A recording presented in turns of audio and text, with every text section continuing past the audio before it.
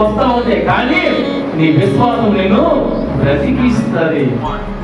గతంలో మా రామణమ్మ గారు కుమారుడు మొత్తం పచ్చకమ్మలు వచ్చేసాయి, కిడ్నీలో రాళ్ళు అయిపోయాయి, హాస్పిటల్లో సుమారు 10 రోజులు గడిపోయింది.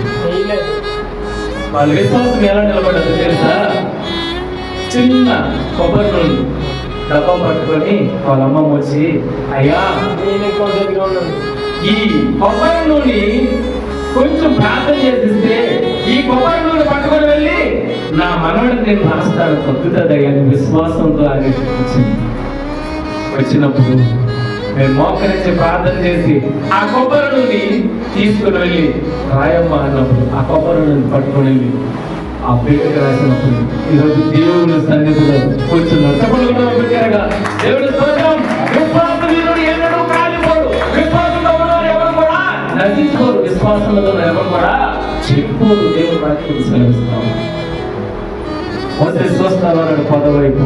పొలం మండుతూ ఉంది, ఎర్రగా మండుతున్నప్పుడు ఆ పొద అంట మండుతూ ఉన్నటువంటి పొద కనబడదు, కానీ పొద కాలిపోలేదు.